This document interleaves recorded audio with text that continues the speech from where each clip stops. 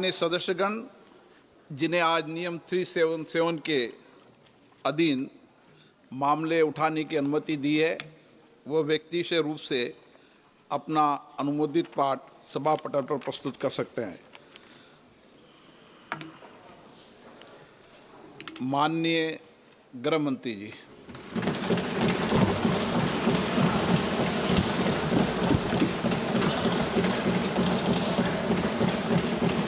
सम्माननीय अध्यक्ष जी,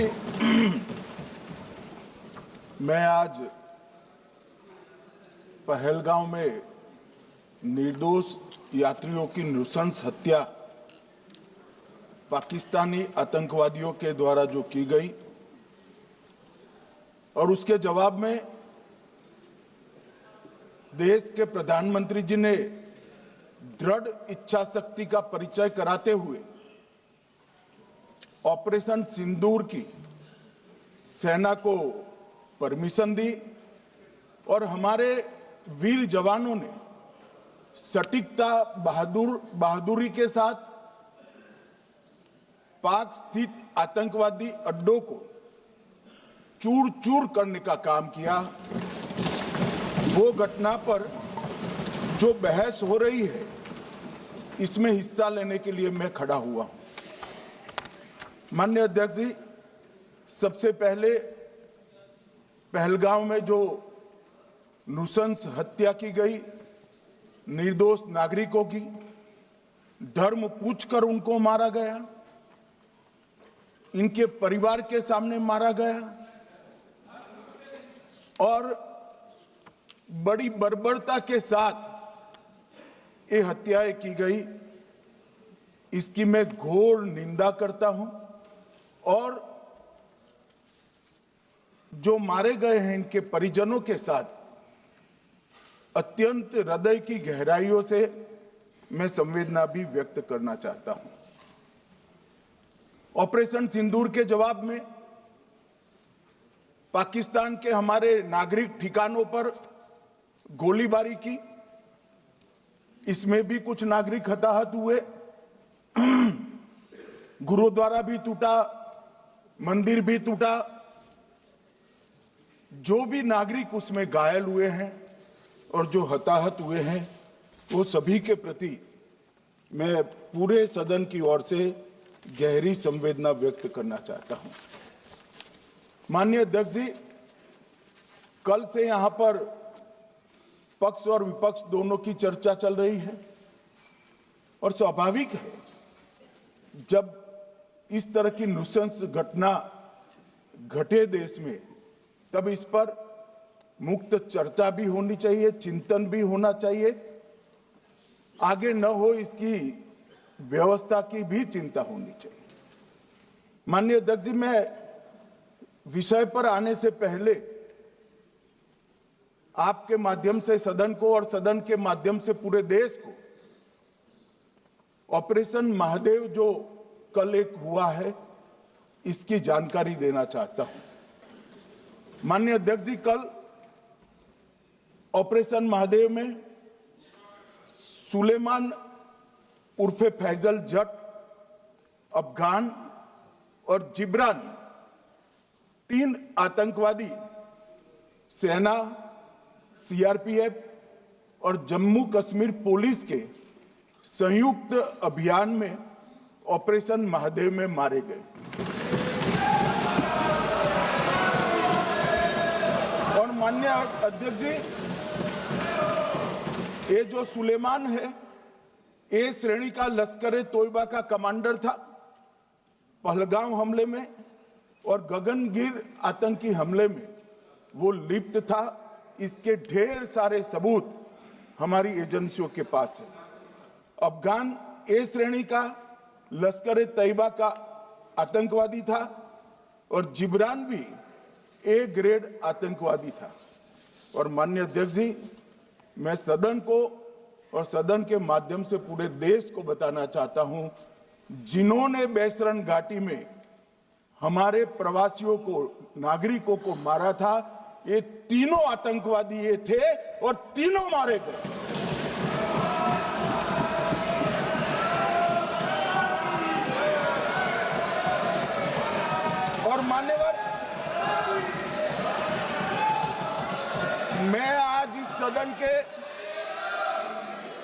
आज इस सदन के माध्यम से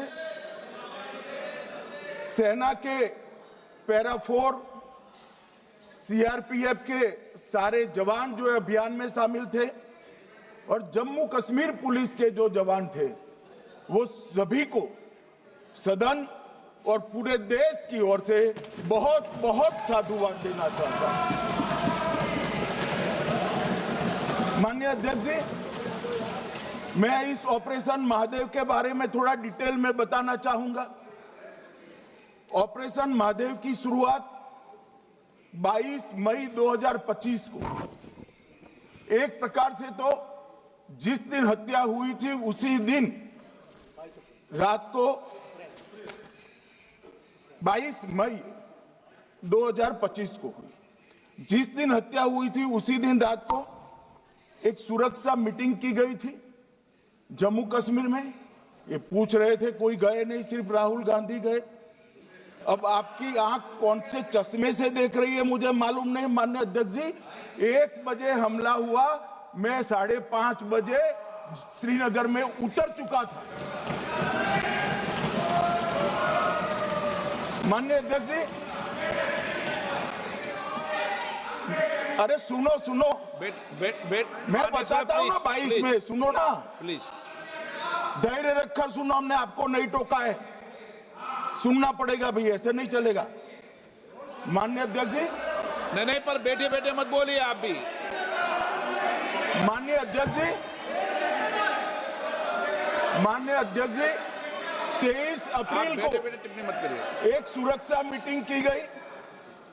सभी सुरक्षा बल, सेना, CRPF, BSF, Jammu Kashmir police, और सबसे पहले उसमें निर्णय किया गया कि जो नृशंस हत्यारे हैं वो देश छोड़कर पाकिस्तान भाग न पाए, इसकी हमने पुख्ता व्यवस्था की और भागने नहीं दी।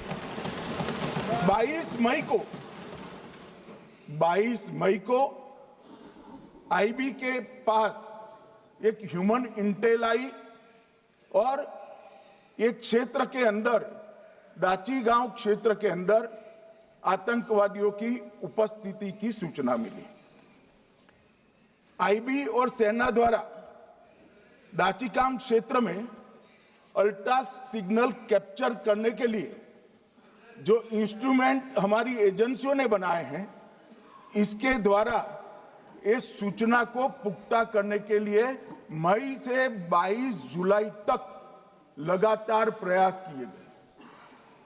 ठंड में ऊंचाइयों पर हमारे सेना के अधिकारी पैदल इनके सिग्नल प्राप्त करने के लिए घूमते रहे, आईबी के अफसर भी घूमते रहे, सीआरपीएफ भी घूमती रही, और मान्यवर 22 जुलाई को हमें सफलता मिली।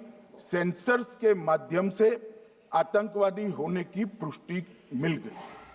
तब 4 पैरा जो हमारी सेना का एक हिस्सा है, उसकी नेतृत्व में 4 पैरा के जवान, सीआरपीएफ के जवान और जम्मू कश्मीर पुलिस के जवान मान्यवर एक साथ ये आतंकवादियों को घेरने का काम किया। सेना, सीआरपीएफ, जम्मू कश्मीर पुलिस की मीटिंग भी की गई। जो 5 ह्यूमन एसेट्स थे उनको भी वहां भेजा गया, और कुल मिलाकर कल जो ऑपरेशन हुआ, इसमें हमारे निर्दोष नागरिकों को मारने वाले तीनों आतंकी मौत के घाट उतार दिए। मान्यवर, तीनों के नाम मैंने बताए हैं, सुलेमान उर्फे फैजल जट, अफगान और जिब्रान।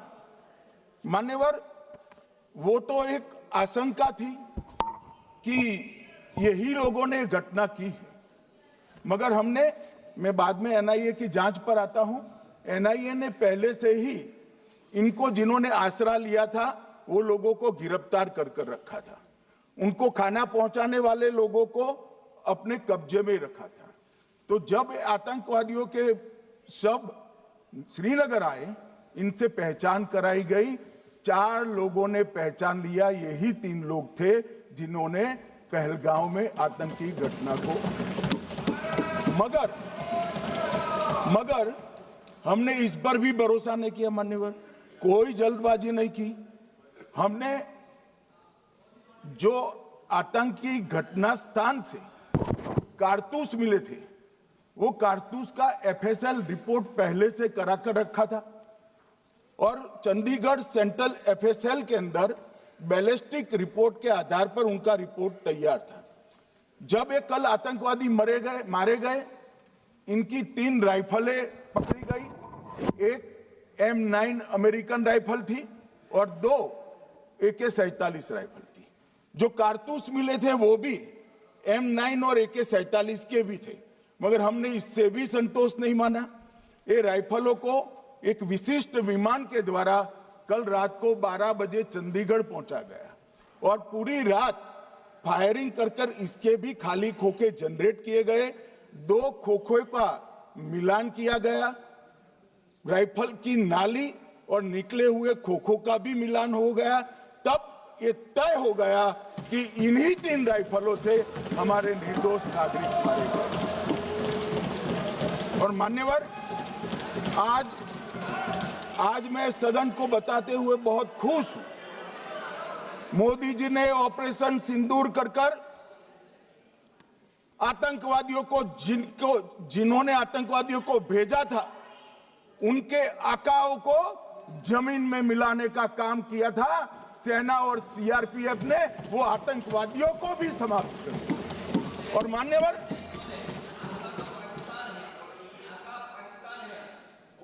कौन पाकिस्तान से आपकी बात होती है क्या? अरे बैठ जाओ भाई।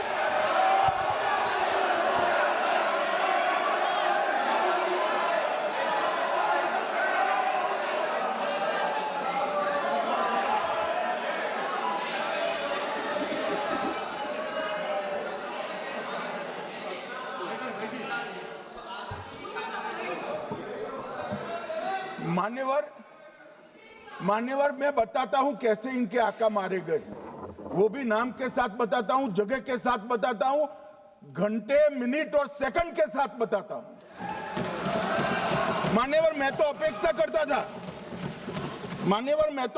करता था कि जब ये सूचना सुनेंगे, पक्ष विपक्ष में खुशी की लहर दौड़ जाएगी, मगर ये स्याही पड़ गई इनके चेहरे। ये क्या है मान्यवर, इस तरह की पॉलिटिक्स? भाई, आतंकवादी मारे गए, आपको इसका भी आनंद नहीं है?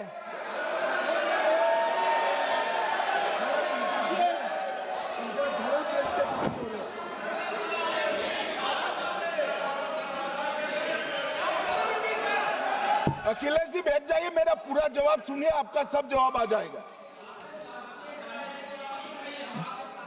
भाई, आप आतंकवादियों का धर्म देखकर दुखी मत होइए।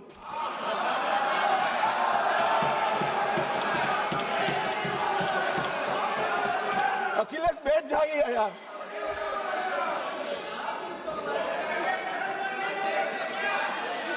अखिलेश जी बैठ जाइए। मान्यवर, किसी को संशय रखने की जरूरत नहीं है। बैलिस्टिक रिपोर्ट मेरे पास है, मेरे हाथ में है और 6 वैज्ञानिकों ने इसको क्रॉस चेक किया है। सुबह 4:46 पर फोन पर मुझे 6 ने वीडियो फोन पर कहा है कि 100% वही गोलियां हैं जो वहां चलाई। मान्यवर, ये हमारे देश की सेना, सीआरपीएफ और जम्मू कश्मीर पुलिस, ये तीनों का एक साझा बहुत बड़ा कामयाबी है, जिस पर 140 करोड़ को नाज होना चाहिए, देश की जनता को नाज। मान्यवर, मैं तो गया था वहां पर जब ये घटना हुई। दूसरे दिन इनके परिजनों को मिला था। 6 दिन की शादी वाली बच्ची विधवा होकर मेरे सामने खड़ी थी। आज तक मैं वो दृश्य नहीं भूल सकता। मगर आज सारे परिजनों को मैं कहना चाहता हूं कि मोदी जी ने ऑपरेशन सिंदूर से भेजने वालों को भी मारा और हमारे सुरक्षा बलों ने जिनको भेजा था उनको भी मारा और एक ऐसा सबक सिखाया है कि आने वाले कई दिनों तक कोई ऐसी हिम्मत नहीं कर पाएगा। मान्यवर, मैं थोड़ा एनआईए की जांच के बारे में भी बताना चाहूंगा। मान्यवर, जिस दिन लश्कर ए तोयबा ने और इसके आउटफिट टीआरएफ ने इसकी जिम्मेदारी ली, उसी दिन हमने तय कर लिया था कि ये जांच एनआईए को सौंप दी जाएगी, क्योंकि एनआईए आतंकवाद के केसों की जांच के लिए, वैज्ञानिक तरीके से जांच करने के लिए और सजा कराने के लिए महारत हासिल की हुई विश्व मान्य एजेंसी है, जिसका सजा कराने का दर 96% से ज्यादा है। मान्यवर, हमने तुरंत ही इसकी जांच एनआईए को दे दी। हमने पूरी व्यवस्था की, सेना, बीएसएफ, सीआरपीएफ और जम्मू कश्मीर पुलिस ने कि ये लोग देश छोड़कर भाग न जाए। और मान्यवर, इसकी जांच की शुरुआत हुई। एक थकाने वाली बहुत लंबी जांच हुई है। जांच के दौरान मृतक के परिजन जो साथ में थे, उनको सभी को चर्चा किए गया। पर्यटकों, खच्चर वालों, पोनी वालों, फोटोग्राफर, कर्मचारियों, विभिन्न दुकान में काम करने वाले लोगों, कुल मिलाकर 1055 लोगों की लंबी 3000 घंटे से ज्यादा पूछताछ इंफॉर्मेशन के लिए की गई और इस सबको वीडियो पर रिकॉर्ड कर दिया गया। और बाद में इसके आधार पर स्केच बनाया गया और ढूंढते 22/6/25 को एक बशीर की पहचान की गई और परवेज की पहचान की गई, जिन्होंने आतंकवादी घटना के अगले दिन आतंकवादियों को शरण दी थी। उनको अपने ढोक में रखा था। वो दोनों को गिरफ्तार कर लिया गया। अब वो हमारी कस्टडी में है। दोनों गिरफ्तार अपराधियों ने खुलासा किया कि 21/4/25 की रात को 8 बजे 3 आतंकवादी बेसरन से लगभग 2 किलोमीटर दूर स्थित परवेज ढोक में आए थे। आतंकवादियों के पास AK-47 और M9 कार्बाइन थी। जो 2 आतंकवादियों ने काली पोशाक पहनी थी और एक ने छद्म वेश किया था। खाना खाया, चाय पी और ढोक से निकलते वक्त कुछ खाना, नमक, मिर्च और मसाले लेकर वो चले गए। मान्यवर, उस वक्त हमने जिन खोखों को रिकवर किया था, इसको हमने चंडीगढ़ FSL में टेस्टिंग के लिए भेज दिया। और जब चंडीगढ़ FSL में टेस्टिंग के लिए भेजा गया तो वही राइफल से एप्को आतंकी हमला हुआ था, वो भी निश्चित हुआ।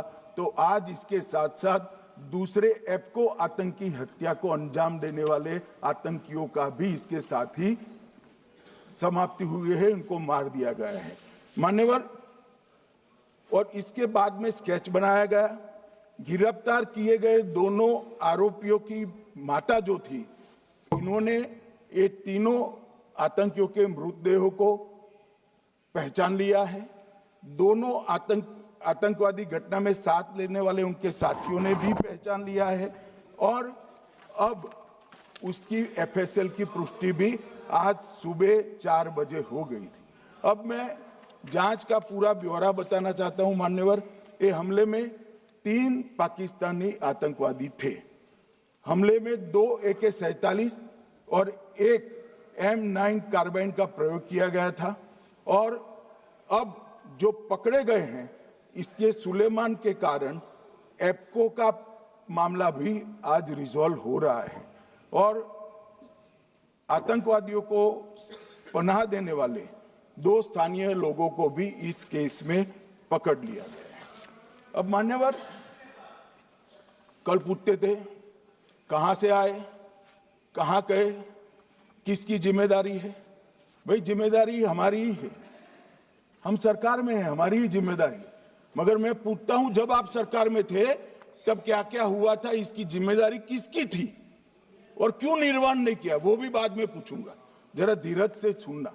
मगर मान्यवर, मुझे एक बड़ा दुख हुआ कल इस देश के पूर्व गृह मंत्री चिदंबरम जी ने सवाल उठाया कि क्या प्रूफ है कि ये आतंकवादी पाकिस्तान से आए, और मान्यवर कब उठाया? जब संसद में चर्चा होने वाली थी। क्या कहना चाहते हैं चिदंबरम साहब? किसको बचाना चाहते हैं? पाकिस्तान को बचाकर आपको क्या मिलेगा? वो ये कह रहे हैं कि और क्या है, मत जवाब दो ना तुम्हें।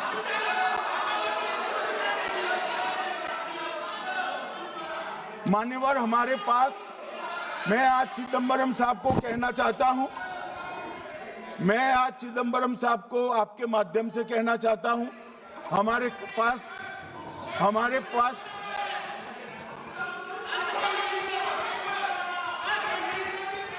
मान्यवर हमारे पास प्रूफ है, वो भी मैं सदन के सामने रखना चाहता हूं कि तीनों पाकिस्तानी थे। 3 में से 2 के पाकिस्तान के वोटर नंबर भी आज हमारे पास उपलब्ध है। मान्यवर ये राइफलें हैं, ये राइफलें भी हमारे पास उपलब्ध है। इनके पास से जो चॉकलेटें मिली हैं, वो चॉकलेटें ढोक में से मिली, वो भी पाकिस्तान की बनाई हुई चॉकलेट है। मान्यवर ये कहते हैं कि पाकिस्तानी नहीं थे, इसका मतलब पूरी दुनिया के सामने इस देश का एक पूर्व गृह मंत्री पाकिस्तान को क्लीन चिट दे रहा है।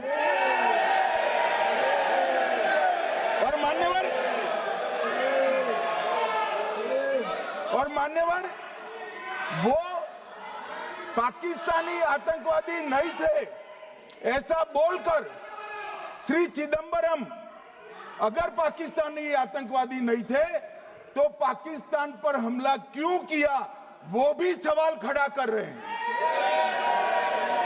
मान्यवर आज पूरी दुनिया ने हमारे संसद सदस्य गए थे, स्वीकारा था कि हमला पाकिस्तान ने किया है, और इस देश का गृह मंत्री जो कांग्रेस पार्टी से आता है वो कहता है कि क्या सबूत है।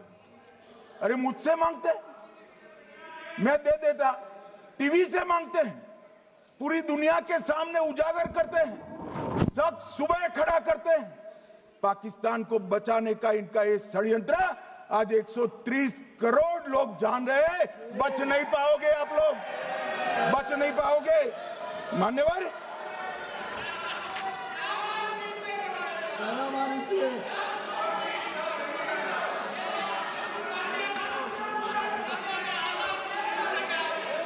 मान्यवर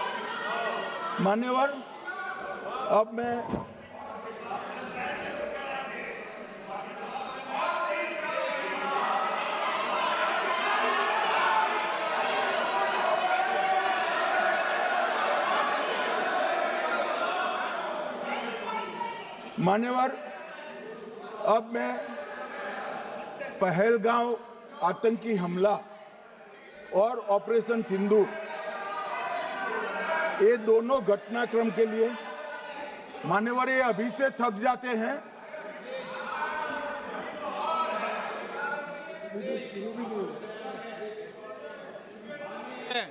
प्लीज बैठिए।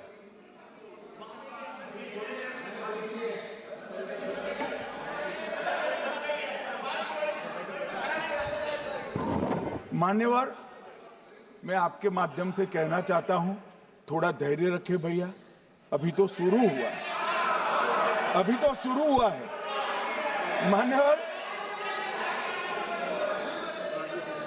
मैं पहलगांव आतंकी हमला और ऑपरेशन सिंदूर के बारे में पूरा घटनाक्रम बताना चाहता हूं। कल ढेर सारे सवाल उठाए, वैसे तो मुझे लगता था कि कल रक्षा मंत्री जी के भाषण के बाद शायद कांग्रेस पार्टी सपोर्ट में भाषण देना शुरू करेगी, और अगर थोड़ी बहुत जनता की इच्छा की परख होती तो वो ही करते, मगर नहीं करा, क्योंकि रक्षा मंत्री जी ने बहुत बारीकी से ऑपरेशन सिंदूर की सफलता, इसकी जरूरियात, इसकी प्रासंगिकता और इसके परिणाम, इसके बारे में बहुत अच्छे तरीके से सदन के माध्यम से पूरी देश की जनता के सामने रखा जाए। मगर फिर भी उन्होंने बहुत सारे सवाल किए।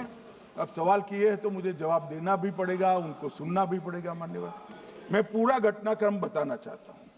मान्यवर, 22 अप्रैल को पहलगांव में आतंकवादी हमला हुआ। इसमें 26 लोग मारे गए, 25 भारतीय और 1 नेपाली नागरिक। हमने उसी वक्त मैं श्रीनगर जाने के लिए निकल गया। रात को ही सुरक्षा बलों की मीटिंग कर ये भाग न पाए इसकी व्यवस्था की। माननीय मोदी जी ने 23 और 30 अप्रैल को सीसीएस की मीटिंग चेयर की। ये कह रहे हैं, मैं आज बताना चाहता हूं कि सीसीएस की 23 अप्रैल की मीटिंग में क्या हुआ। सबसे पहला कांग्रेस पार्टी का ब्लंडर था सिंधु जल संधि, इसको स्थगित करने का काम नरेंद्र मोदी जी ने किया। हमने अटारी के माध्यम से एकीकृत जांच चौकी जो चलती थी उसको बंद कर दिया। पाकिस्तानी नागरिकों के सार्क वीजा को सस्पेंड कर सभी को वापस पाकिस्तान भेजने का काम किया।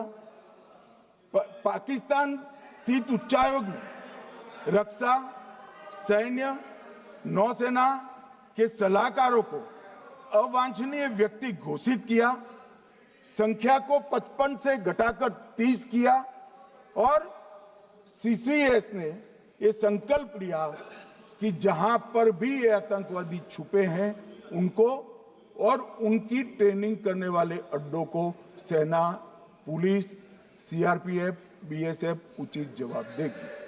मान्यवर, जिस तारीख को ये हुआ उसी दिन ये निर्णय हो चुका। मान्यवर, इसके बाद में कल गोगाई जी कहते थे मोदी जी 24 को पहलगाम जाने की जगह बिहार गए। सुनो यार। मान्यवर, मोदी जी जब ये पहलगाम घटना हुई यहां नहीं थे, विदेश में थे। आने के बाद तुरंत सीसीएस बैठक की और मोदी जी जिस दिन बिहार गए उस दिन पहलगाम में कुछ नहीं, कोई नहीं था, सिर्फ राहुल गांधी थे। सारे लोग चले गए थे, सारे लोग वहां से अपने अपने ठिकाने पर चले गए थे। मगर इन्होंने एक बात कही, उस पर मेरी आपत्ति है। मान्यवर, उन्होंने कहा 24 अप्रैल को चुनावी भाषण किया। मान्यवर, देश का नेतृत्व करने वाले देश के प्रधानमंत्री की फर्ज होती है कि देश की संप्रभुता पर, देश के नागरिकों पर अगर ऐसा जघन्य हमला होता है तो जनता की भावनाओं के अनुरूप जवाब देना चाहिए। मान्यवर, मैं आज आपकी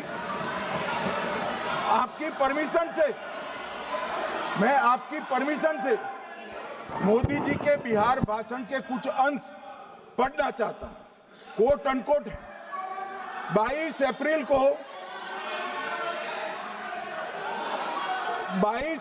को पहलगाम का यह हमला केवल निहत्थे पर्यटकों पर नहीं बल्कि पूरे भारत की आत्मा पर एक दुस्साहसपूर्ण प्रहार है। आतंकवाद के प्रति दृढ़ और कड़ा रुख, आतंकियों और इसके हमले की साजिश रखने वालों की कल्पना से भी बढ़कर उनको सजा दी जाए। मान्यवर, महत्वपूर्ण है आतंकियों और इसकी साजिश रचने वाले दोनों को। आतंकियों की बची खुची जमीन भी मिट्टी में मिलाने का समय आ गया है। 140 करोड़ भारतीय इस बात के लिए एकजुट है कि आतंक के आकाओं की कमर तोड़ दी जाएगी। भारत हरेक आतंकवादी और उनके समर्थकों की पहचान करेगा, उनका पता लगाएगा और उन्हें दंडित करेगा। आतंकवाद कभी भी भारत की आत्मा नहीं तोड़ पाएगा। न्याय सुनिश्चित करने का मैं हर संभव प्रयास करूंगा। अनकोट अब इसमें किसी को चुनावी भाषण दिखाई पड़ता है तो उसकी समझ शक्ति पर बहुत सारे सवालिया निशान लग जाते हैं। ये चुनावी भाषण नहीं है, आतंकवाद के खिलाफ लड़ने का 140 करोड़ भारतीयों का प्रतिघोष है जो मोदी जी ने वहां दिया। इनको चुनावी भाषण दिखाई पड़ता है, जैसे चश्मे होते हैं ऐसी ही दृष्टि होती है। मान्यवर, इसके बाद 30 अप्रैल को मान्यवर 30 अप्रैल को सीसीएस की बैठक हुई, पहले 23 को हुई थी। उसमें सशस्त्र बलों को पूर्ण ऑपरेशन की फ्रीडम दे दी गई। प्रधानमंत्री मोदी जी ने सीसीएस की उपस्थिति में रक्षा मंत्री, एनएसए और सेनाओं के प्रमुख के साथ बैठकर पूर्ण ऑपरेशनल फ्रीडम देने का काम किया और इसके बाद ये ऑपरेशन सिंदूर हुआ। मान्यवर, ऑपरेशन सिंदूर 7 मई को रात को 1:04 से 4 मिनट से 1:24 तक चला। उसमें पाकिस्तान के 9 आतंकी ठिकानों को ध्वस्त कर दिया और पूरी दुनिया ने इसके दृश्य देखे। साहब, इससे बड़ा संयमित हमला नहीं हो सकता। आजकल दुनिया में युद्ध चल रहे हैं, हम देख रहे हैं, बच्चे मर रहे हैं, महिलाएं मर रही, निर्दोष मर रहे। हमने 9 आतंकी अड्डों को समाप्त किया, परंतु एक भी सिविलियन नहीं मारा गया, केवल और केवल आतंकी मारे गए।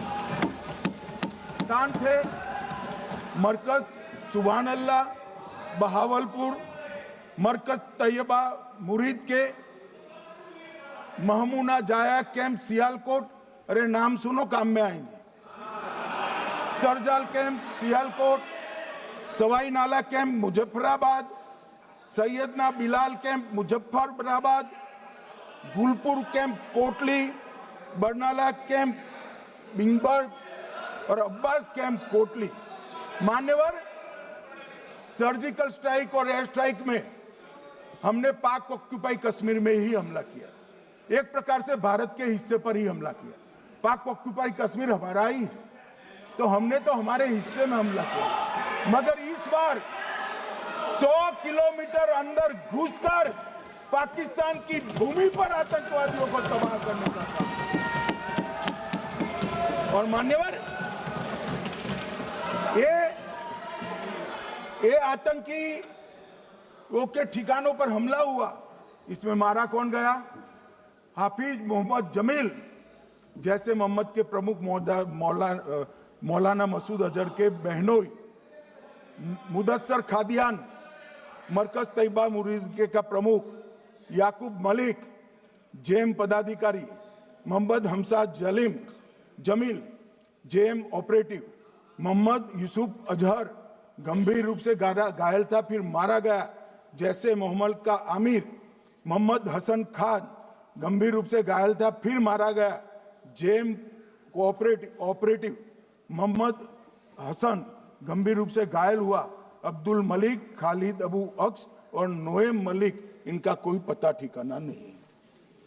और मान्यवर, ये पूछते थे मुझे कल कि पहलगांव के दोषी कहां गए, वो पहलगांव के दोषी कहां गए? ये जो मैंने, अरे सुनो ना यार, ये जो 10 मैंने नाम पढ़े हैं, इसमें से 8 ये चिदंबरम एंड कंपनी के समय में आतंकवादी घटना घटाने वाले लोगों को नरेंद्र मोदी जी ने मारा। ये हमें पूछते कहां गए? अरे भाई, आपके समय में जो छुप गए थे उनको चुन चुन कर हमारी सेना ने समाप्त कर दिया है। और ये 10 नहीं, कल राजनाथ जी घबराते बोले हैं, अब ऑथेंटिक शब्द का है, मैं बढ़ा नहीं सकता, मगर कम से कम 100 लोगों को हमारी सेना ने समाप्त, 100 से अधिक लोगों को हमारी सेना ने समाप्त करने का काम। मान्यवर, और इस पर भी गर्व नहीं कर सकते आप, इस पर भी गर्व नहीं कर सकते।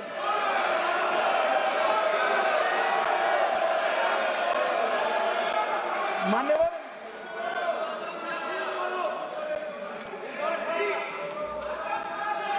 मान्यवर 7 मई को 1:26 पर 22 मिनट पर ये हमारा काम समाप्त हो गया। हमारे डीजीएमओ ने उनके डीजीएमओ को बता दिया कि भाई हमने आतंकवादी हमलों पर स्थानों पर सिर्फ हमला किया है, इनके हेडक्वार्टर पर हमला किया है, जो हमारा आत्मरक्षा का अधिकार है। पूरी दुनिया इसको एक्नॉलेज करती है। ऐसा नहीं हो सकता है मनमोहन सिंह के समय की तरह कि वो आकर मारेंगे और हम चुपचाप बैठे रहेंगे और जाकर चर्चा करेंगे। ये नरेंद्र मोदी सरकार, ऐसा नहीं हो सकता। डोजियर भेजते रहेंगे। मान्यवर, उरी में हमला हुआ, हमने सर्जिकल स्ट्राइक किया।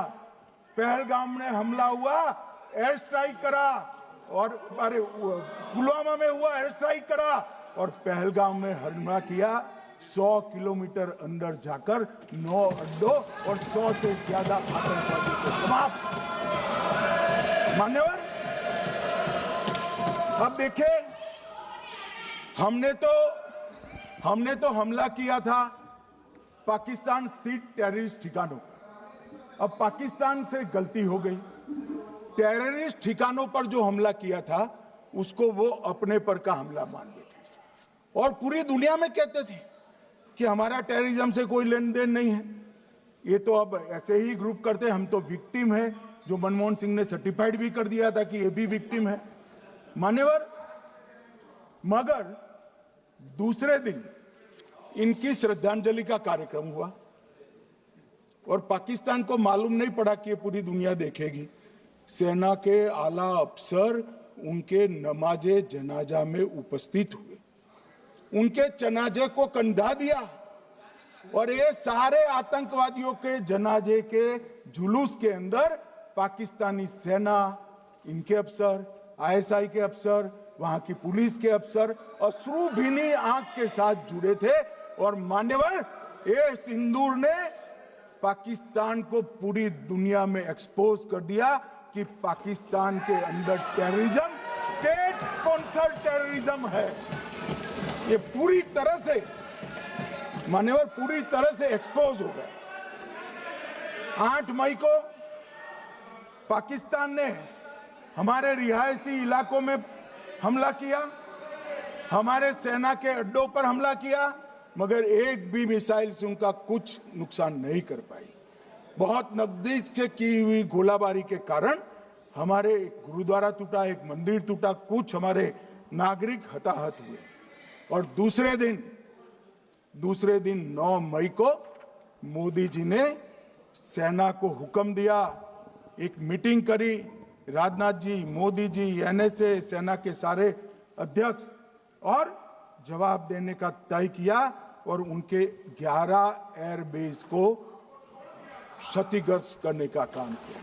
मान्यवर, 8 एयरबेस इतने सटीक तरीके से तोड़े गए, पाकिस्तान की पूरी एयर डिफेंस सिस्टम धरी की धरी रहेगी, कुछ नहीं कर पाई।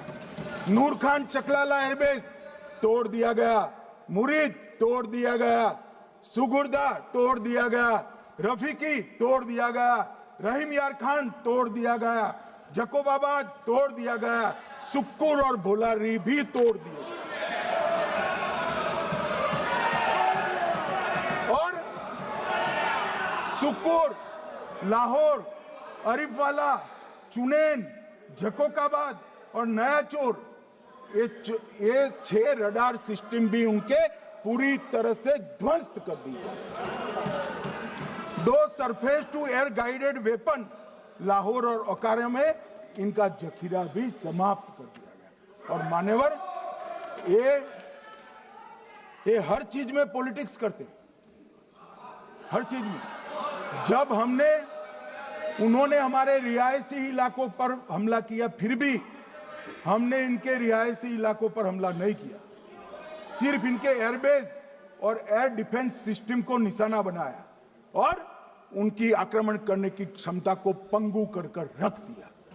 हमारी पूरी सेना, पूरी वायुसेना पूरी नौसेना अक्षुण्ण थी और उनकी हमला करने की क्षमता को हमने छिन्न विछिन्न कर दिया। पाकिस्तान के पास शरण में आने के अलावा और कोई चारा ही नहीं था। इसलिए मान्यवर, इसलिए 10 मई को डीजीएमओ ने, पाकिस्तान के डीजीएमओ ने भारत के डीजीएमओ को फोन किया और 5 बजे हमने इस संघर्ष को विराम किया। अब मान्यवर,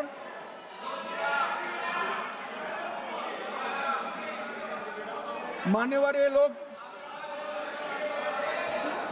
लोग कल सवाल उठा रहे थे कि इतनी अच्छी पोजीशन में थे, आपने युद्ध क्यों नहीं किया? युद्ध के कई परिणाम होते हैं मान्यवर, करना न करना वो सोचकर करना पड़ता है। मगर मैं इसी देश के इतिहास से कुछ घटनाएं बताना चाहता हूं। 1948 में मान्यवर, कश्मीर में हमारी सेनाएं निर्णायक बढ़त पर थी। सरदार पटेल ना बोलते रहे, जवाहरलाल नेहरू जी ने एक तरफा युद्ध विराम कर दिया। और मान्यवर, मैं बड़ी जिम्मेदारी के साथ कहता हूं, मैं इतिहास का विद्यार्थी हूं। पाक ऑक्यूपाई कश्मीर का अगर अस्तित्व है तो जवाहरलाल नेहरू जी की ये युद्ध विराम के कारण है। इसका जिम्मेदार जवाहरलाल नेहरू है। मान्यवर, 1960 में सरदार पटेल ने विरोध किया था, गाड़ी लेकर आकाशवाणी तक गए थे, घोषणा न करते दरवाजे बंद कर दिए थे। मान्यवर, 1960 में सिंधु जल पर भौगोलिक व रणनीतिक रूप से हम बड़े मजबूत थे और उन्होंने सिंधु समझौता क्या किया? 80% भारत का पानी पाकिस्तान को दे दिया। मान्यवर, 62 के लड़ाई की बात मैं बाद में करूं। 65 की लड़ाई में हाजीपीर जैसे स्ट्रेटेजिक जगह पर हमने कब्जा किया था। 66 में उसको लौटा दिया गया। मैं 71 के युद्ध की भी बात करना चाहता हूं।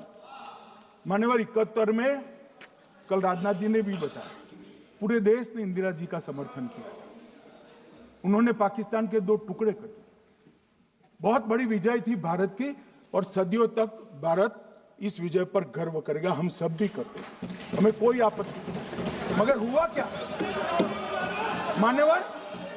युद्ध की विजय की चकाचौंध में क्या हुआ? 93 हजार युद्धबंदी हमारे पास थे, 93 हजार, और 15,000 वर्ग किलोमीटर क्षेत्र पाकिस्तान का हमारे पास था। 93 हजार युद्धबंदी उस वक्त की पाकिस्तान की सेना का 42% और 15,000 वर्ग किलोमीटर क्षेत्र।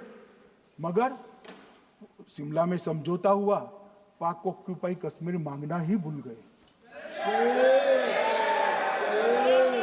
अगर उस वक्त पाक ऑक्यूपाई कश्मीर मांग लेते, न रहेगा बांस, न बजती बांसुरी। ये कैंप तोड़ने की जरूरत न पड़ती साहब आपको, हमको। मान्यवर, इतना ही नहीं, पाक ऑक्यूपाई कश्मीर तो नहीं लिया, मांगना ही भूल गए। 15,000 वर्ग किलोमीटर की जीती हुई भूमि भी वापस दे दी। तय हुआ था पाकिस्तानी नरसंहार के लिए युद्ध अपराध न्यायाधिकरण बनेगा, नहीं बना। सेना ने पूर्वी पाकिस्तान में नरसंहार किया था। 195 पाकिस्तानी अधिकारियों पर मुकदमा चढ़ना था। भुट्टो अपने साथ इंदिरा जी के सामने से छुड़ा कर ले गए। जनरल मानेक शॉ का एक कोट अनकोट कहता हूं, जनरल मानेक शॉ का, जो एक प्रकार से आर्किटेक्ट माने जाते हैं बांग्लादेश विजय के, इन्होंने कहा कि भुट्टो ने भारत के नेतृत्व को मूर्ख बनाया। अब जो शब्द है, मैं आप कोट अनकोट है, इसमें मेरा कुछ नहीं है, ये लोग गुस्सा न हो सकते। I told her into bracket Indira Gandhi, Indira ji को कहा, that he into bracket Bhutto के लिए, he has made monkey out of you. समझ में आता है? ये फील्ड मार्शल साहब ने कहा है, मान्यवर, और ये हमें सिखा रहे, ये नहीं किया, वो नहीं किया, फलाना नहीं किया, ठिकाना नहीं किया। अरे भाई, आप तो पाकिस्तान को क्लीन चिट दे रहे हो कि पाकिस्तान ने हमला ही नहीं किया है। क्या अधिकार है आपको पूछने का? कोई अधिकार नहीं है साहब। देखिए क्या होता है, मैंने कहा पाकिस्तान को क्लीन चिट दे रहे हो, तो कनी मोदी जी कह रही है कि नहीं, हम नहीं दे रहे हैं। कनी मोदी जी, माननीय अध्यक्ष जी, आपके माध्यम से मैं कनी मोदी को बताना चाहता हूं, माननीय सदस्य जी को, कि वो कह रही है हमने नहीं दिया, मगर जिसके साथ बैठते हो उसका दोस्त तो आपके सर पर आएगा ना। चिदंबरम जी कर रहे हैं, आपके राज्य से है, कांग्रेस के प्रमुख नेता है, देश के पूर्व गृह मंत्री कह रहे हैं कि पाकिस्तान ने आतंकवादी नहीं भेजे थे। क्या क्लीन चिट देना चाहते? किसी को अधिकार नहीं है साहब यहां आतंकवाद पर बोलने का, किसी को अधिकार नहीं। मान्यवर, मैं अब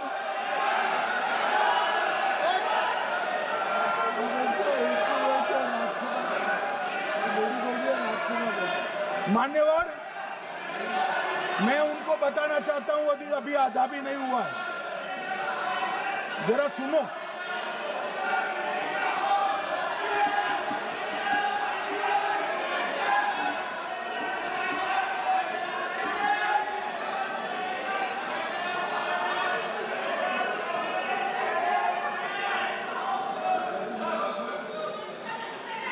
मान्यवर,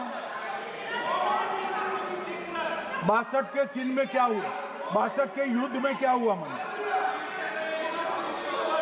ये अभी कल कुछ कांग्रेस के सदस्य चीन का सवाल पूछ रहे थे, मैं आज पूछना चाहता हूं 62 के युद्ध में क्या हुआ?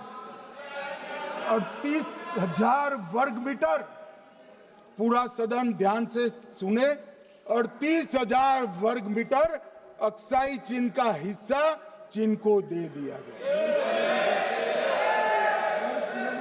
और वर्ग किलोमीटर ही बोला, वर्ग किलोमीटर। और मान्यवर, ऐसी ही चर्चा उस वक्त सदन में हुई। मैं तो बड़ी गंभीरता से जवाब दे रहा हूं, मुझे बोलने नहीं देते। जवाहरलाल नेहरू जी ने क्या कहा?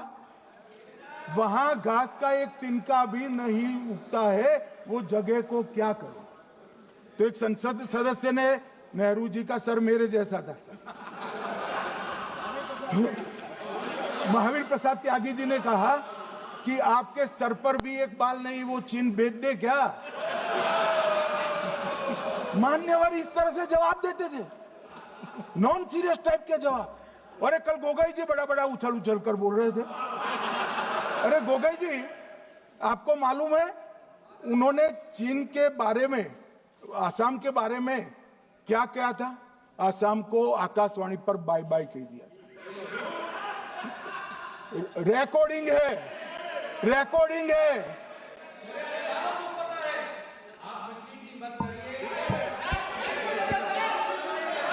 मान्यवर, मैं भी सहमत हूं,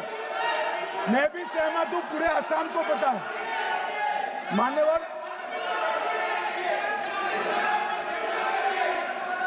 मान्यवर,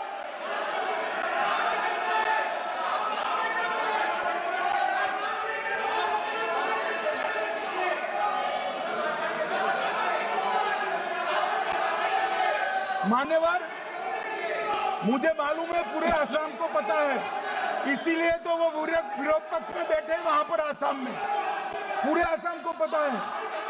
और मान्यवर,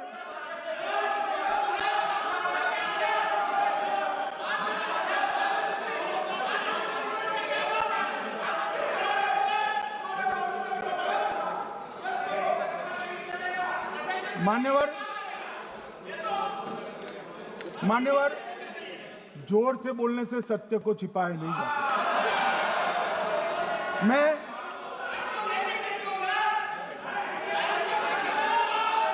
मान्यवर, मैं selected works of Jawaharlal Nehru series volume 29 पृष्ठ 231 पर से एक जवाहरलाल नेहरू जी के पत्र को कोट करना चाहता हूं। अनौपचारिक रूप से संयुक्त राज्य अमेरिका ने यह सुझाव दिया कि चीन को संयुक्त राष्ट्र में तो ले लिया जाए, मगर सुरक्षा परिषद को नहीं। सुरक्षा परिषद में भारत को लेना चाहिए। यह अमेरिका का प्रस्ताव था। नेहरू जी ने कहा, हम इसे स्वीकार नहीं करते क्योंकि इससे चीन के साथ हमारे संबंध खराब होंगे और चीन जैसे महान देश को बुरा लगेगा। मान्यवर, आज चीन सुरक्षा परिषद में है और भारत बाहर है। मोदी जी प्रयास करें अंदर ले जाने का। इसका कारण जवाहरलाल नेहरू का ये स्टैंड है।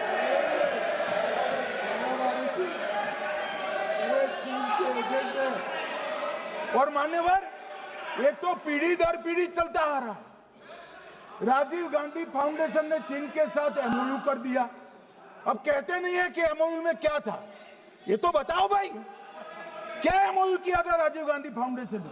और जब डोकलाम में हमारे सेना के जवान चीन की सेना के सामने आंख में आंख डालकर बैठे थे, वो चीन के राजदूत के साथ राहुल गांधी मीटिंग कर रहे थे। ये मान्यवर, ऐसा नहीं है। जवाहरलाल नेहरू, सोनिया गांधी, राहुल गांधी, तीन पीढ़ी तक के चीन का प्रेम उतरता जा रहा है। मान्यवर,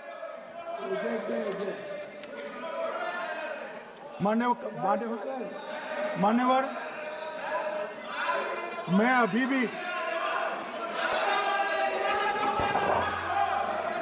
भी एक बात इस महान सदन के माध्यम से देश की जनता को कहना चाहता हूं, जो मेरी मान्यता है। ये सारी आतंकवाद की जड़ पाकिस्तान है और पाकिस्तान कांग्रेस पार्टी की भूल है। पार्टीशन स्वीकार न करते, पाकिस्तान कभी न होता। इन्होंने पार्टीशन को स्वीकार कर देश को तोड़ा है। मान्यवर, कल विदेश मंत्री जी बता रहे थे शर्म अल शेख सम्मेलन का बलूचिस्तान ब्लंडर, जिसने पाकिस्तान को हमारे साथ चर्चा करने के लिए इक्वल फुटिंग पर ला दिया। मान्यवर, अब ये टेररिज्म की बात करते हैं। मैं इसमें भी पूरे देश की जनता को टेररिज्म की विगत 20 साल की स्थिति से अवगत कराना चाहता हूं। मान्यवर, अटल जी की सरकार थी। 2002 में टेररिज्म को समाप्त करने के लिए अटल जी की सरकार, एनडीए की सरकार, भाजपा सरकार पोटा का कानून लेकर आई। मान्यवर, मैं सदन को याद कराना चाहता हूं, पोटा कानून का विरोध किसने किया था? किसने किया? कांग्रेस पार्टी ने किया। हमारे पास बहुमत नहीं था राज्यसभा में। मजबूरन हमने कानून को गिर गया, मजबूरन संयुक्त सत्र बुलाना पड़ा और पोटा कानून संयुक्त सत्र में पारित हुआ।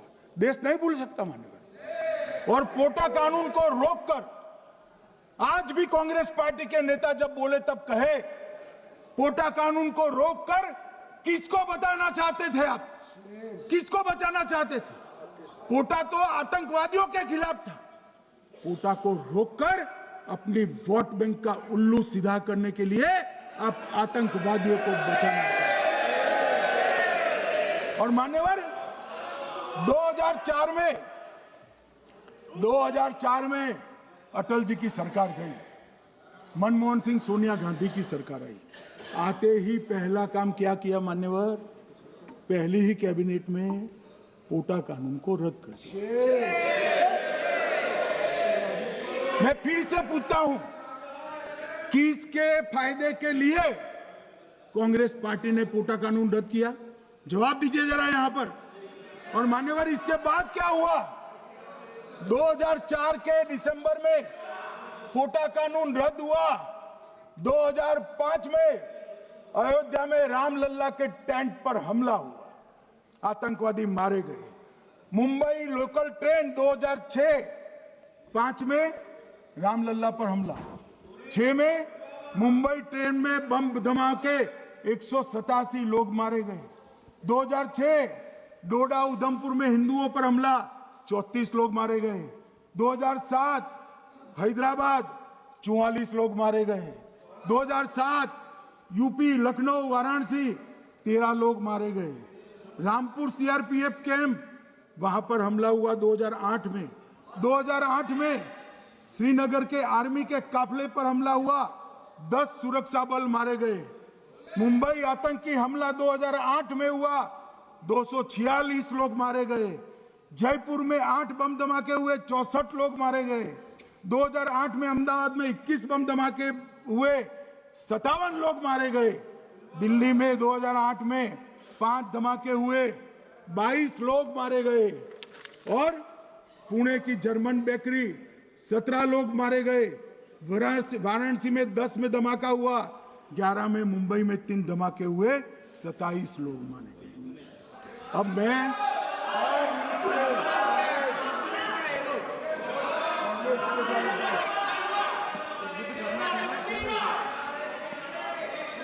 मान्यवर,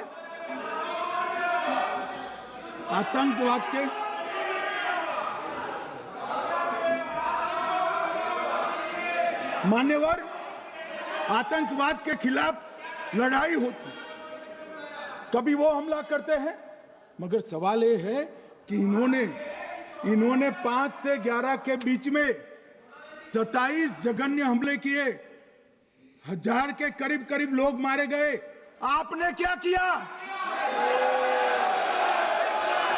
क्या किया आपने? जवाब दीजिए, क्या किया? और मैं राहुल गांधी जी को चैलेंज देना चाहता हूं, इन्होंने इस आतंकवादी हमलों के खिलाफ उनकी सरकार ने जो कदम उठाए, यहां खड़े रहकर हिम्मत से बताए देश की जनता को। कुछ नहीं किया मान्यवर। ये यहां से आतंकवादियों की फोटो पाकिस्तान भेजते रहे, डोजियर भेजते रहे। और मान्यवर ये कहते हैं कि आपके समय में भी हमले हुए। मैं उनको अंतर समझाना चाहता हूं, वो देख नहीं पा रहे। मान्यवर, हमारे समय में जो भी आतंकवादी घटना हुई, पाक प्रेरित और कश्मीर सेंट्रिक हुई। देश के हिस्से में 2014 से 2025 तक एक भी घटना नहीं हुई है मान्यवर। ये नरेंद्र मोदी सरकार है मान्यवर। और कश्मीर में भी आज स्थिति ऐसी हुई है, उनको पाकिस्तान से आतंकवादी भेजने पड़ते हैं। कश्मीर में आतंकवादी अब हमारे नहीं बनते हैं मान्यवर। और मैं सलमान खुर्शीद जी को भी याद करना चाहता हूं। एक बार मैंने बड़े सवेरे में नाश्ता करता था, टीवी पर उनको रोते हुए देखा। मुझे लगा क्या हुआ, कोई बड़ी घटना हो गई।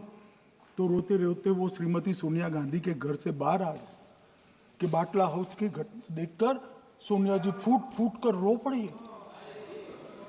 अरे रोना था तो शहीद मोहन शर्मा के लिए रोते, बाटला हाउस के आतंकवादियों के लिए रोना आता है। और मान्यवर, ये हमें पूछते हैं कि आपने क्या किया। कोई अधिकार नहीं है पूछने का, कोई अधिकार नहीं है मान्यवर। और ये हमें पूछते थे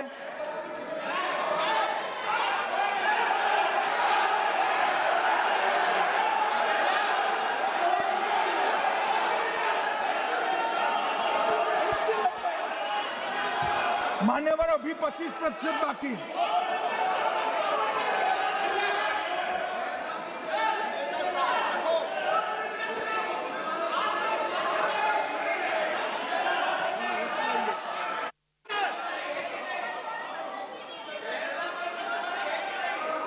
बैठिए, जवाब दे रहे हैं ना आपका, जवाब दे रहे हैं आपका। पहलगांव के बाद जो घटनाक्रम घटित, उसका जवाब दे दिया ना माननीय गृह मंत्री जी ने। आपने पूछा आतंकवादियों क्या हुआ, आतंकवादियों का जवाब दे दिया। क्या पूछना चाहते हैं आप? आपने हर सवाल पूछा, सवाल जवाब सुनिए। माननीय गृह मंत्री जी।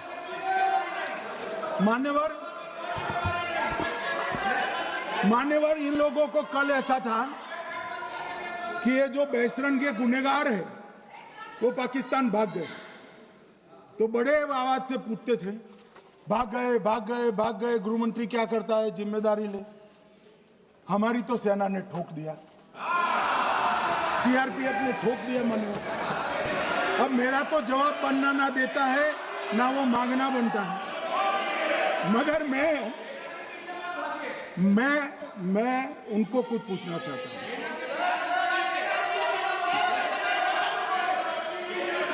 मान्यवर,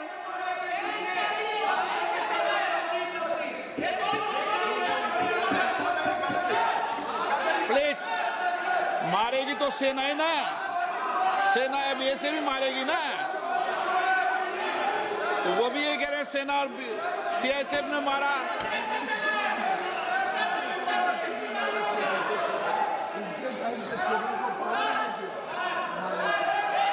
मान्यवर, ये कहते हैं,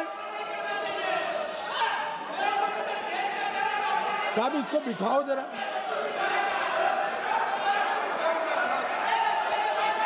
हाँ, प्लीज बैठिए बैठिए बैठिए बैठिए बैठिए।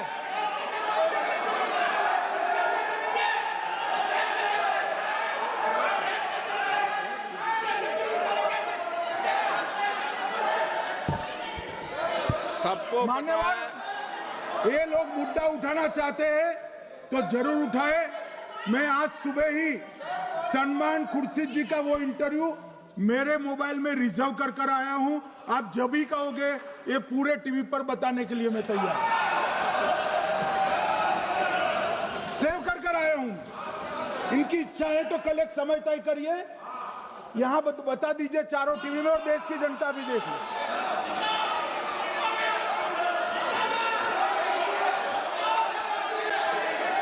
मान्यवर कह रहे हैं, बताओ, आप बताओ, बताना है या नहीं बताना? ले पूछो ना उनको। Please please.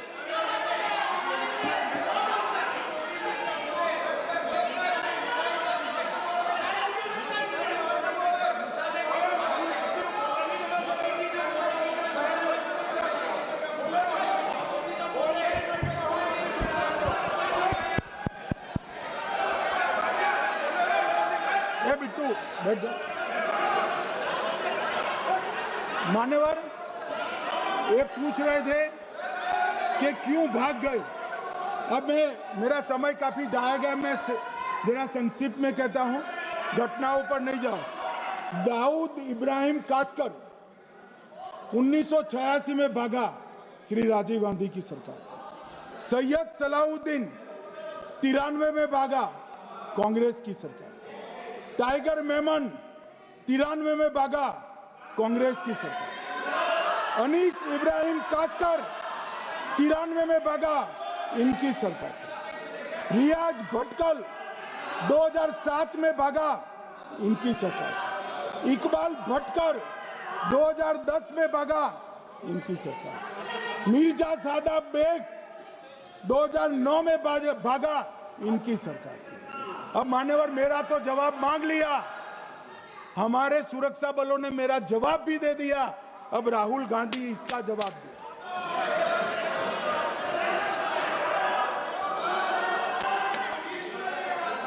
मान्यवर, अब मैं कश्मीर के विषय में मैं बात करना चाहता हूं। कल कहते थे कि गृह मंत्री ने भाषण किया था कि 370 की कलम जाएगी तो आतंकवाद कम हो जाएगा। क्या हो? मान्यवर, मेरा हिसाब देना बनता है। हम भारतीय जनता पार्टी के कार्यकर्ता हैं, ये नरेंद्र मोदी जी की सरकार है, हम जवाबदेह होते हैं जनता के प्रति, संसद के प्रति और देश के हितों के प्रति। मैं आज देश की जनता के सामने 2004 से 14 और 2015 से 25 10-10 साल का लेखा जोखा रखना चाहता हूं। 2004 से 14 में अखंड सोनिया मनमोहन की सरकार थी 10 साल की, और 15 से 25 अखंड रूप से नरेंद्र मोदी जी की सरकार। कश्मीर में टेरर इंसिडेंट 7,217 हुए थे 2004 से 14 में। 70% की कमी के साथ 2150 हो गए 1525। नागरिकों की मृत्यु 2004 से 14 में 1770 हुई, 2015 से 25 में कम होकर 357 हो गई, 80%। सिक्योरिटी फोर्सेस की मृत्यु 1060 हो गई उस वक्त, और हमारे समय में 542 हुई, और टेररिस्टों की मृत्यु में 123% की वृद्धि हुई। ये हमें पूछ रहे हैं क्या हुआ? आंकड़े से भाग नहीं सकते भाई, आंकड़े से भाग नहीं सकते। और अब मैं कहता हूं कि धारा 370 ने कश्मीर में आतंकवादी इकोसिस्टम को नष्ट कर दिया है, जिस धारा 370 को आपने इतने साल तक बचा कर। हमने जीरो टेरर प्लान बनाया है, एरिया डोमिनेशन प्लान बनाया है, मल्टी लेवल डिप्लॉयमेंट किया है, सुरक्षा जेलें बनाई हैं, 98% ट्रायल अब वीडियो पर हो रहे हैं, हमने संचार साधन बसाए हैं, और 702 फोन विक्रेता जेल में डाले, 2667 सिम कार्ड बन गए। हमने, एक जमाना था साहब 10-10 हजार लोगों के जनाजे निकलते थे, पूरे देश ने घटनाएं देखी होगी, बुरहान वानी मर गए, फला मर गए, ढिका मर गए, 10-10 हजार। अब जो मारा जाता है उसको वही दफना दिया जाता है। किसी भी आतंकवादी को उसका महिमा मंडन करने के लिए जनाजे की इजाजत नरेंद्र मोदी के शासन में नहीं। मान्यवर, आतंकवादियों के सगे वाले और समर्थक चुन चुन कर हमने नौकरियों से निकाले, पासपोर्ट रद्द कर दिए हैं, गवर्नमेंट कॉन्ट्रैक्ट रद्द कर दिए हैं, 75 से ज्यादा आतंकी समर्थकों को कोर्ट से ऑर्डर लेकर सरकार से बर्खास्त कर दिया गया है। बार काउंसिल उनके समर्थकों से भरी थी, सस्पेंड कर नया लोकप्रिय चुनाव हमने कराया है। मान्यवर, कई संगठन बैन करे, मैं बाद में बताता हूं। विशेष यूएपीए अदालतें बनाई हैं, लगभग मार्च 22 से 25 के बीच में यूएपीए के 2267 मामले हमने जब्त किए हैं, दर्ज किए हैं, 374 कुर्की की है। और परिणाम क्या है मान्यवर? ये पूछ रहे हैं परिणाम क्या है? शुतुरमुख वृत्ति से अगर मिट्टी में सर रखकर बैठोगे तो कुछ नहीं, सूर्य भी नहीं दिखेगा। मान्यवर, परिणाम आया है। पहले ऑर्गेनाइज टाउन पेल्टिंग साल की 2654 होती थी एवरेज इनकेस में। कितनी मान्यवर? 2654 पथरा होते हैं, 2024 में 0 हो गए। मान्यवर, ऑर्गेनाइज हड़ताल पाकिस्तान से ऐलान करते थे, घाटी बंद रहती थी। पाकिस्तान की भी हिम्मत नहीं है, घाटी में भी हिम्मत नहीं है। इनके समय में साल में 132 दिन घाटी बंद रहती थी, अब ऑर्गेनाइज हड़ताल 3 साल से 0 है। मान्यवर, टाउन पेल्टिंग में नागरिकों की मृत्यु हर साल 112 होती थी, 3 साल से नागरिकों की मृत्यु 0 है। मान्यवर, जख्मी होते थे 6235 लोग टाउन पेल्टिंग में, आज 0। मान्यवर, आज मैं बताता हूं, एक समय में हुर्रियत के नेताओं को यहां वीआईपी ट्रीटमेंट मिलता, हुर्रियत के साथ चर्चा करते थे, और ये हुर्रियत वाले आते थे, रेड कारपेट पूरा रोड खाली कर सीधा आता था, और मनमोहन सरकार के दूत इनके साथ चर्चा करते थे। सारे हुर्रियत के कंपोनेंट हमने बैन कर दिए हैं, सारे जेल की सलाखों के पीछे। हम कोई हुर्रियत से बात करना नहीं चाहते। मैं सदन में नरेंद्र मोदी जी की नीति दोहराना चाहता हूं। हुर्रियत टेररिस्ट संगठनों के आउटफिट है, हम इनसे बात नहीं करेंगे। हम अगर किसी से बात करेंगे तो घाटी के युवाओं के साथ बात करेंगे, हुर्रियत के साथ। मान्यवर, चुनाव के दौरान डर का माहौल होता था, अब 98.3% मतदान हुआ पंचायत चुनाव। कांग्रेस की बंद बहिष्कार का समय बंद हो गया। सेपरेटिस्ट बात करना चाहते थे, अब वो नहीं कर सकते। और मान्यवर, 2019 के बाद हमने कितने संगठन बैन करे, मैं बोलना चाहता हूं, थोड़ा समय चाहिएगा मान्यवर।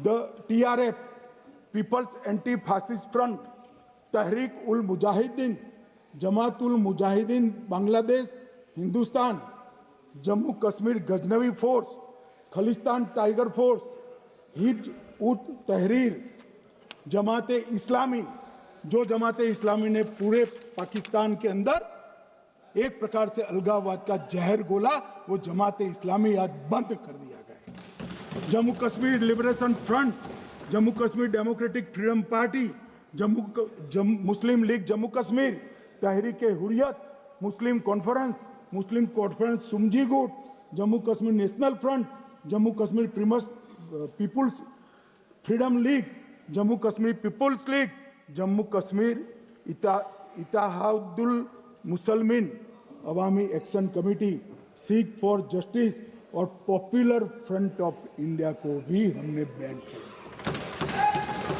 और ये शांति ऐसे नहीं हुई है। और ये कहते हैं कि एक भी घुसपैठ नहीं होती है। कभी गए हो आप पाकिस्तान? तो कई बार गए हो गई आप सीमा पर गए हो?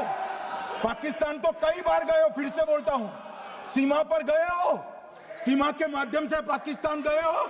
हमारे जवानों की कठिनाई देखो साहब, -43 डिग्री में पहाड़ पर रहकर नदी नालों के बीच में चौकी करते हैं। कोई घुस गया तो क्या हुआ?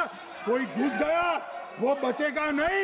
यहां हम उसको या तो अरेस्ट करेंगे या तो एनकाउंटर में वो मारा जाएगा, बचेगा कोई नहीं। इनको सीमा की भौगोलिक कठिनाइयां मालूम नहीं। वहां मान्यवर कई नदी नाले हैं, वेग से पानी आता है, -46 डिग्री टेम्परेचर है, नीचे सुरंगें बनाते हैं। और ये तो ऐसे कह रहे हैं घुस गए। अरे भाई, आपके मन में तो, आपके समय में तो घुसने की जरूरत ही नहीं थी। आप बुलाते थे वीजा देकर, क्यों घुसेंगे?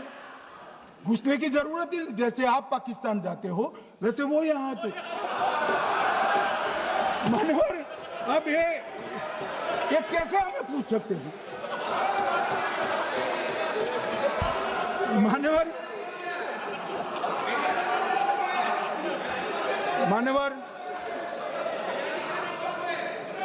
मैं समझ रहा हूं, मान्यवर मैं समझ रहा हूं, पोटा का विरोध करने वाले को नरेंद्र मोदी की आतंकवादी विरोधी नीति नहीं पसंद आई।